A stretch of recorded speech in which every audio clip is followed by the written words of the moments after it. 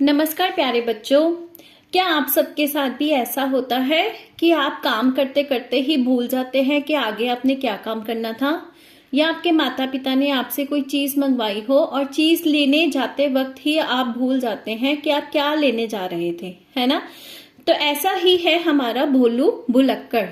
आइए पढ़ते हैं अध्याय भोलू भुलक्कड़, डीएवी कक्षा तीसरी भाषा माधुरी की किताब, पाठ पहला, पन्ना नंबर 1। एक था भोलू भुलक्कड़, बच्चे जब भी उसे देखते गाने लगते। अक्कड़ बक्कड़ भूल भुलक्कड़, मांगो लोटा लाते लक्कड़। अक्कड़ बक्कड़ भूल भुलक्कड़, मांगो लोटा लाते लक्कड़।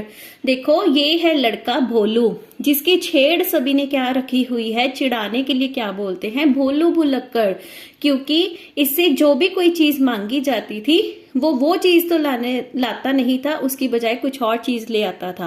कहने का मतलब, अगर उससे लोटा मांगते थे तो वह लक्कड़ ले आता था।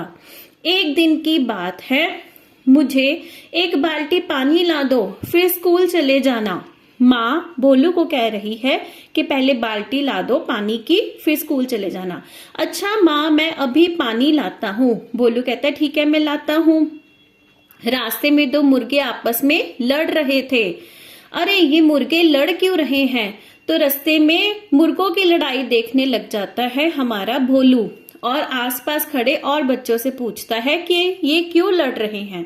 भोलू पानी की बात भूल गया, वह तमाशा देखने लगा।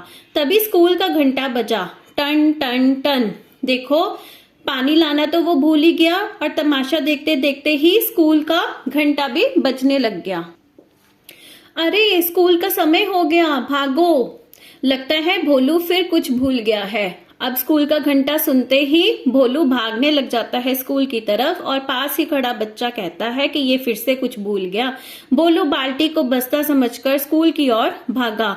अब उसे लगा भोलू को कि वो उसके हाथ में बस्ता ही है स्कूल का, तो वो बस्ते की जगह बाल्टी ही पकड़ के स्कूल की तरफ भागने लग जाता है। भोलू, ये बाल्टी क्यों लाए हो? क्या किताब लाए हो? तब वहां पर जो अध्यापक पढ़ा रहा था कक्षा में, तब वह कहता है, अरे भोलू, तुम्हारे हाथ में बस्ते की जगह बाल्टी क्यों है? किताब लाए हो कि नहीं? अरे मास्टर जी, मैं तो बस्ता लाना भूल गया। भोलू को देख सब बच्चे हंसने लगे। वे एक साथ बोले, भोलू भुलक्कड़ खा गए क्यों चक्कर। अब देखो, बच्चों भी उसे चिढ़ाने लग जाते थे और ऐसे गाना गाने लग जाते थे। एक बार माँ ने भोलू को एक काम करने के लिए कहा। भोलू, जरा छप्पर से उपड़े तो ले आना। अब उपले क्या होता है? गाय के गोबर की पाथियां। तो माँ ऐसा बोलती है कि लेकर आओ उपले। तो भोलू भी कहता है लाया माँ। भोलू मुंडेर पर चढ़ा तो उसने देखा कितनी प्यारी चिड़िया है, यह अपने बच्चों को उड़ना सिखा रही है। अब मुंडेर मतलब जब वो छत के ऊपर जाता है तब देखता है कि एक चिड़िया माँ अपने बच्चों को उड़ना सिखा रही होती है। उन्हें देखकर ही वह मंत्रमुग्ध हो जाता है और उपले लाने के लिए भूल जाता है। भोलू भी चिड़िया की तरह अपनी बाहों को पंख की तरह हिलाने लगा। वह धम से जमीन पर गिर गया। अब उसे लगता है कि वह भी चिड़िया ही है, इसलिए वो अपनी बाहों को पंखों की तरह हिलाने लग जाता है और उड़ने की कोशिश करता है और जमीन पर आकर गिर जाता है। भोलू, कहाँ रह गए? जल्दी आओ। ओहो, मैं तो चिड़िया नहीं हूँ। अब माँ कहती है कि जल्दी आओ जल्दी, तुम तो उपले लेने गए थे, उपले लेकर अभी तक आए क्यों नहीं? और भोलू कहता है ले लो, मैं तो चिड़िया बनने का सोच रहा था। अरे मेरे भुलक्कड़ भोलू, माँ क्या करूं, मैं तो सब कुछ भूल जाता हूँ। तुम अपनी कमीज में एक गांठ लगा लो, इसे देखते ही तुम्हें सब याद आ जाएगा। तब माँ उसे कहती है कि एक तरकीब है जिससे तुम चीजों को नहीं भूलोगे। तुम अपनी कमीज के अंदर एक गांठ लगा लो, तुम्हें याद आ जाएगा कि मैंने ये गांठ किस लिए लगाई थी। भोलू ने वैसा ही किया। माँ ने उसे चाची के घर से पालक लाने भेजा। भोलू ने तुरंत अपनी कमीज में गांठ लगाई। भोलू गांठ पर हाथ रखे जल्दी जल्दी चल दिया। अब उसे अगला काम क्या कहा गया था? चाची के घर से पालक लाना, स्पिनिच लाना। तब वो अपनी कमीज के अंदर एक गांठ लगा लेता है और उसके ऊपर हाथ रखकर जल्दी जल्दी चलने लग जाता है कि उसे याद रहे कि हाँ, मैंने गांठ लगाई थी और गांठ क्यों लगाई थी। अरे यह मेरे सिर पर क्या टपका, यह तो आम है। भोलू मेरे लिए आम तोड़ दो। अब वह रास्ते में जा रहा था तो आम के पेड़ के नीचे से निकला तो आम एक उसके सिर पर आके गिर गया। तभी वहां पास खड़ी लड़कियों ने कहा मेरे लिए आम तोड़ दो। भोलू ये लो, अब और आम नहीं है मेरे पास। भोलू एक आम मुझे भी दे दो। अब भोलू कहता है ये लो एक आम ले लो, और वो दूसरी लड़की कहती है कि मुझे भी दे दो। भोलू आम तोड़ने लगा, तभी उसका हाथ कमीज की गांठ पर जा पड़ा। अब देखिए, जब गांठ के ऊपर उसका हाथ लगा तब उसे क्या याद आता है कि गांठ लगाई थी। क्यों लगाई थी? क्योंकि पालक लानी थी। तब वो एकदम से चिल्लाता है पालक, और दौड़कर चाची के घर की तरफ जाने लग जाता है। तो है ना एक मजेदार अध्याय भोलू भुलक्कड़ का। आप भी क्या चीजों को करते करते भूल जाते हैं, या फिर माँ की या पिता की बातें याद नहीं रख पाते, तो इसलिए आप भी एक ऐसा तरकीब सुझा सकते हैं जिससे आप ऐसे गांठ लगा लें, या हैंकी अपनी जेब में डालें, उसे गांठ लगा लें, ताकि आपको याद रहे कि आपने क्या काम करना था।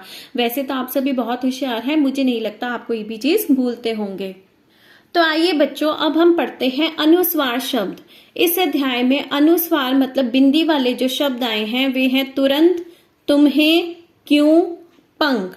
अनुनासिक होता है चंद्र बिंदु, तो चंद्र बिंदु वाले शब्द हैं गांड, मुंडेर, बाहों, माँ। नुक्ता होता है जब हम किसी वर्ण के पैर के नीचे बिंदी लगाते हैं, जैसे कि कमीज, ज के पैर में बिंदी, जमीन, ज के पैर में बिंदी। अब इस अध्याय के प्रश्नोत्तर कुछ इस तरह से हैं। पहला प्रश्न, बोलू क्या लेकर स्कूल पहुंचा? क्या लेकर स्कूल पहुंचा था? वह बाल्टी। बोलू बाल्टी लेकर स्कूल पहुंचा।